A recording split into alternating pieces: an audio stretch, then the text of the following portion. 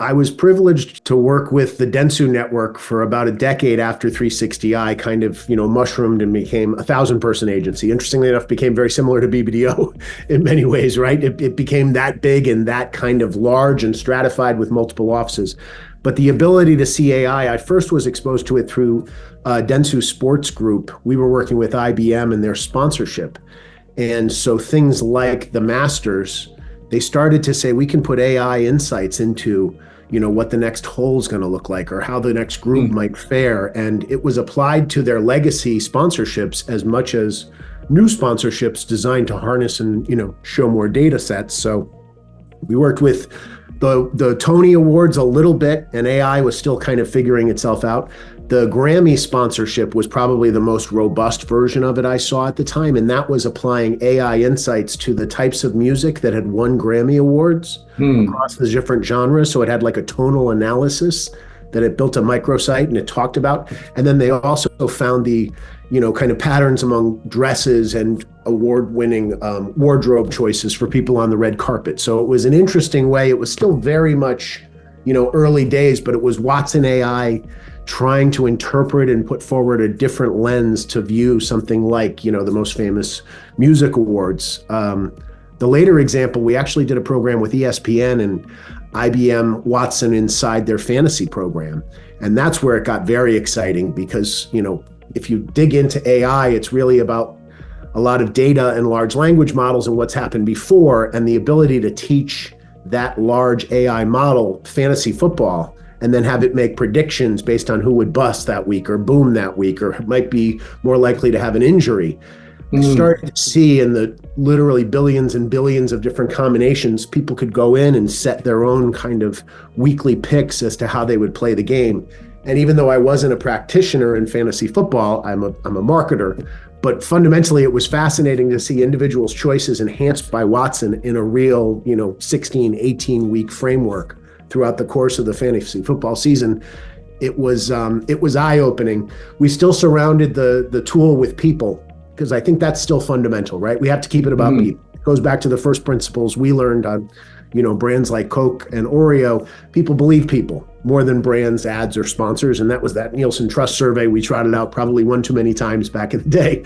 But the opportunity to remind marketers of that, I think, is super important. I think AI has a similar moment. It will be a great tool to enhance and supplement. It's not yet ready to take the starring role. And for that, I'm grateful as much as trepidatious about how quickly that will remain the case. Yeah, it's really interesting because the stuff we did for years talking about AI marketing, and I updated my own profile recently because I realized I had been working on AI marketing.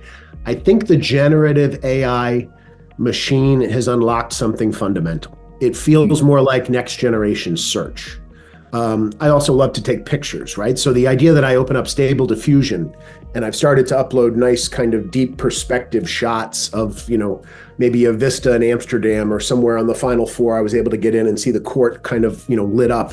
Putting that into Stable Diffusion and seeing it turned into a 5-second video, that is more telegraphically interesting and powerful and different than the things I've seen prior. So it's a bit of the ability to form images that hadn't existed before through words, as well as taking and manipulating existing images in ways where you will eventually string together 5 simple stills into a full-length 30-second video narrative. That to me is quantumly different. I guess that's pun intended, but it's amazing to start to see it really get its own horsepower, its own depth, its own capability.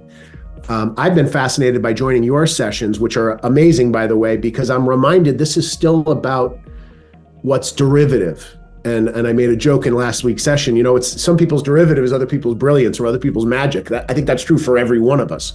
Sometimes we can be selectively bright or insightful, but putting that out in a way where everyone can access or at least learn from that brilliant insight or breakthrough might be all we need to make massive leaps forward as a society, just by compounding and socializing existing innovations or leaps forward, even if they're not recognized as such in the time.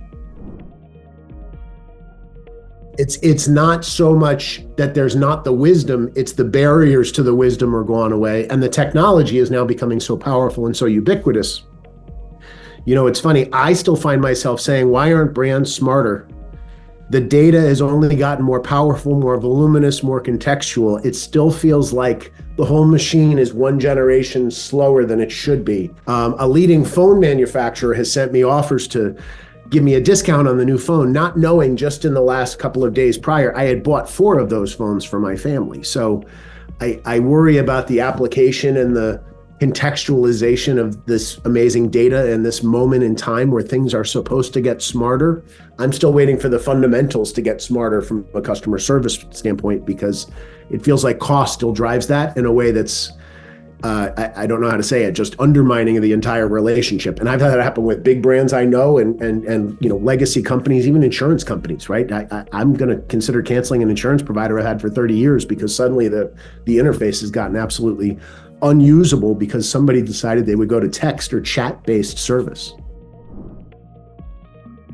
It's funny, we use it in a few different ways. So I have played with it, like I said, in ideation, probably the most primary example. Whether you write something as a prompt, it doesn't yet give it a brief and it spits out original ideas. But the idea that I might put down a suppressing level of thinking. What are 50 tactics I could do to support this football-based promotion during this weekend using mobile as the primary lens and with an audience of fans 20 to 40? Just the idea that I might get a dozen or 15 iterations. I don't use that for anything more than a double check and also maybe just a source of additional inspiration.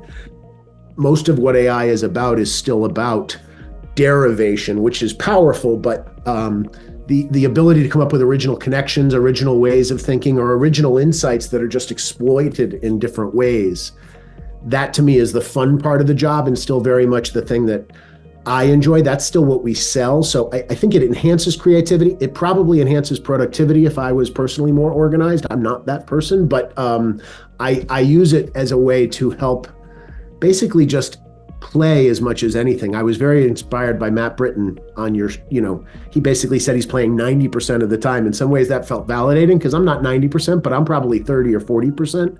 And it's just going in and seeing what Claude does versus ChatGPT, or seeing what Midjourney does now. And the idea that you can stabilize and use consistent images. We're not too far away from storyboards probably being able to be run through that in a way that's consistent, which would be helpful if it's developing shot lists or talking about work. Again, I don't see it as final product, but I absolutely see it as helping to maybe map out key frames for an upcoming shoot. I do think brand tone and character, that's something we talked about in designing social tones of voice, right? For clients 10, 15 years ago when we run their brand communities in the old days at 360i. But I do feel like you're right about it. I don't know whether it's the enhancement of AI or just the respect for a larger voice. AI is not going to make it better or worse if there's no respect for it or practice of it in the first place, right? So I do think it's very important. A Ford should not sound like a Toyota, and they should have their own language. They should have their own cues, their own reasons to believe. That I think is true even more so as the world becomes more easily able to process and scale. I'm going to insult the industry a little bit, the gray paste. There is so much good enough advertising in the world. It's the stuff that belongs as programmatic. It's almost like that 70-20-10 principle Coke used to talk about, and they would never call it gray paste, right? I'm sure their 70% is strong no matter anybody's thoughts, but the opportunity to say, there's going to be increasingly less chance to be creatively original and inspiring, but that stuff still had better be resonant and consistent and sound like it's coming from the same place, even if it's mass generated, whether that's by 20 smart people or 5, brilliant machines. You have to set up a language and a visual identity system and a lexicon that becomes uniquely ownable, but ideally you're sharpening it and making those manifestations more powerful in the 20 and the 10%. I would quite frankly love to just live in the 10% space because innovation and ways of unlocking personal expression are inherently part of that remit. And that to me is 15 years after having worked on brands like Coca-Cola and Oreo, that to me is still the greatest power of what advertising represents. If you can give real voice to fans and give them a real opportunity to put themselves inside the brand experience and define what the brand is and help the brand to become more relevant, to become more of a voice of the people. That is still, as obvious and basic as it is in some ways, still the unmet challenge with too many brand marketing campaigns these days. They don't know who they are. They don't have a defined identity. They don't tell stories just to be told. Too much of everything has become either direct response or what's the ROI. It's like, well, don't forget, this is about an inspirational space. Content replaced interruption, at least it was supposed to. The interruption now is so insulting. The content is barely even worth interrupting in many ways, like, broadcast advertising, right? It's unwatchable most of the time. And it might just be because I've lived in a world where I've insulated myself from interruptive ads as much as possible, even if it's just muting them when they come on. It has. So I had an RFP recently with HP, actually. So we were doing some work with the Sustainable Impact Group, and this was an opportunity to pitch another division within HP. And it was the first time in an RFP I was asked to specifically disclose, what do we think about AI? What do we do for using it in terms of our systems? And I said, we use it for research. So, the truth is, I guess I'm not counting some of the baked in AI that already runs behind the scenes of some of the social listening tools, or even Google itself, right? The idea that it might go out and parse and analyze things as a result of using some of those native search filters. I said we use it foundationally, we use it behind the scenes, we use it tangentially, but we don't use it for primary creative, for concept, for ideation, for imagery, for video shooting. It really is just a supporting mechanism because we don't ultimately approach any original thinking for a brand in a way that could be derivative. Even if pieces of it going into the brief certainly could, or the tactical plan coming off the back of it certainly will be, because they're going to want to use tried and true tactics. But at its heart, hopefully there's a new way of putting together, thinking meets consumer, meets product, meets, increasingly a cause partner. Most of HP's marketing we've done in the last year is a big focus on sustainable impact, whether it's for environment, whether it's for civil rights, or whether it's for, the opportunity to give back and recycle and ultimately turn those innovations into something that benefits, the larger world. Yes, absolutely. I am trying to figure out how to have as white paper an approach to this, that, having joined your group and hearing some of the great sessions and just even other people talking and asking questions, I miss the old school world where we did this in a room and actually had a whiteboard and a shared environment. But the ability just to think about it is not a faster horse moment. The opportunity to think of the automobile that, in 1900, there was only 8,000 cars or something, right? 20 years later, the idea that the world had been transformed because suddenly Ford had made 20 million of these cars and it became something everyone could afford. We're in a bit of that moment now.